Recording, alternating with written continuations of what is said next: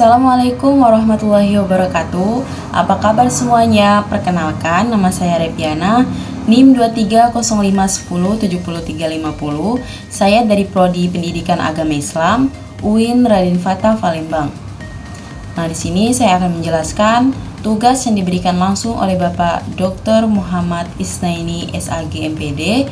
Nah, di sini saya akan menjelaskan dulu yang pertama, yaitu manfaat media pembelajaran dan manfaat sumber belajar. Nah, jadi media pembelajaran itu adalah alat atau sarana yang digunakan untuk membantu proses belajar mengajar agar lebih efektif dan lebih efisien. Nah, manfaatnya itu yang pertama, mempermudah pemahaman materi pembelajaran.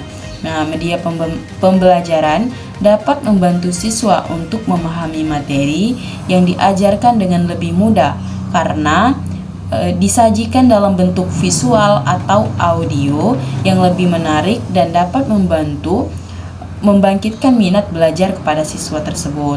Nah, yang kedua, meningkatkan kreativitas siswa.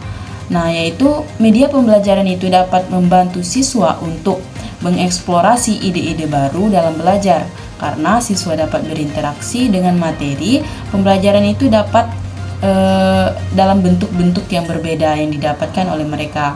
Nah, yang ketiga, mempercepat waktu belajar.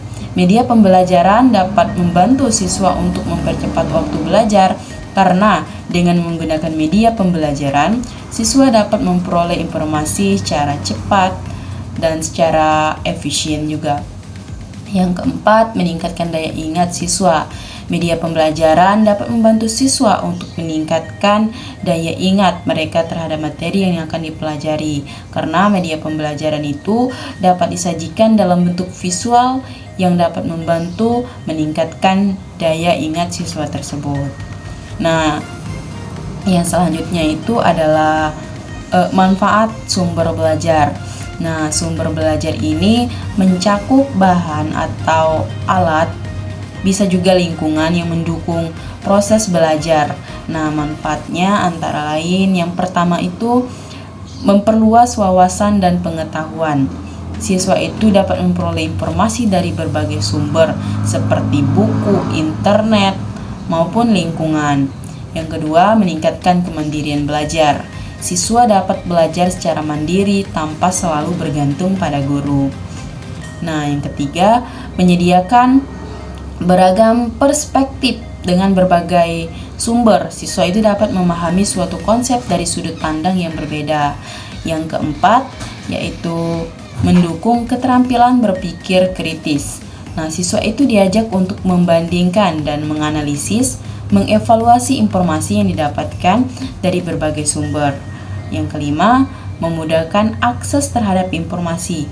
Dengan adanya internet dan teknologi, siswa itu bisa belajar di mana saja dan kapan saja. Nah, dengan kombinasi media pembelajaran yang tepat dan sumber belajar yang beragam, proses pembelajaran itu bisa menjadi lebih efektif, lebih interaktif, efisien, dan menyenangkan. Nah, selanjutnya saya akan menjelaskan materi yang ketujuh, yaitu klasifikasi dan pemilihan media pembelajaran. Nah, media pembelajaran ini memiliki peran penting dalam meningkatkan keefektivitas belajar atau proses belajar mengajar. Nah, klasifikasi media pembelajaran menurut Scrum, yaitu media disklasifikasikan berdasarkan tingkat kompleksitasnya dan daya liputannya. Ia membagi media menjadi rumit dan mahal serta media sederhana. Berdasarkan daya ingat, media dibagikan menjadi yang pertama itu liputan luas dan serentak seperti televisi, radio. Yang kedua, liputan terbatas pada ruangan seperti film, video, slide, poster. Yang ketiga, media untuk belajar individual seperti buku, modul, komputer. Nah, jadi menurut Gangna juga membagi media pembelajaran menjadi 7 kelompok, mulai dari benda demonstrasi hingga mesin belajar. Setiap kelompok ini berfungsi untuk memenuhi kebutuhan belajar seperti menarik minat, memberikan stimulus, hingga memberikan umpan balik. Nah, dari sudut pandang yang lebih teknis, media pembelajaran dapat dikategorikan menjadi yang pertama itu media cetak seperti buku, modul, yaitu media audionya seperti rekaman atau podcast, media visualnya seperti gambar atau video. Terus ada juga media elektronik, komputer, internet, aplikasi pembelajaran seperti e-learning. Pemilihan media pembelajaran juga menurut Wilkinson mengemukakan 5 faktor utama dalam memilih media pembelajaran. Yang pertama itu tujuan pembelajaran. Media harus mendukung pencapaian tujuan yang telah ditetapkan. Nah, ada juga yang kedua yaitu ketepatgunaan.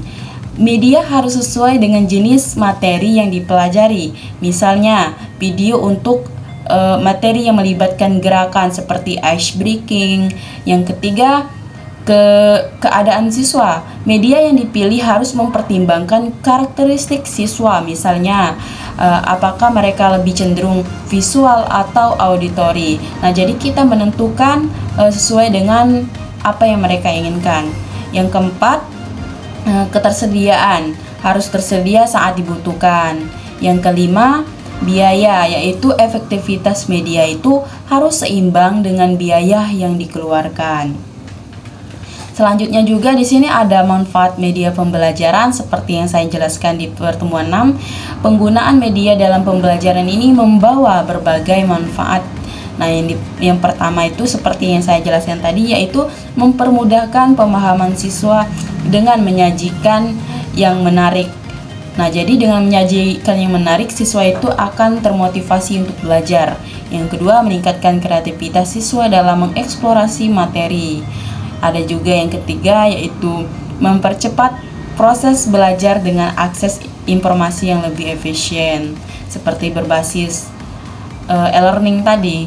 Yang keempat, meningkatkan daya ingat siswa melalui tampilan visual yang menarik. Nah, jadi kesimpulan dari materi 7 ini yaitu pemilihan media pembelajaran yang tepat dapat meningkatkan efektivitas dan efisiensi proses belajar mengajar. Nah, dengan mempertimbangkan faktor tujuannya, terus materi, karakteristik siswa, serta biaya dan ketersediaan media, guru itu dapat menciptakan pengalaman belajar yang lebih menarik dan bermakna bagi siswa. Nah, mungkin cukup ini saja yang bisa saya jelaskan. Semoga bermanfaat untuk kalian semua. Saya Repiana, apabila ada salah kata saya mohon maaf, kepada Allah saya mohon ampun. Saya akhiri, wabillahil taufiq wal hidayah. Wassalamualaikum warahmatullahi wabarakatuh.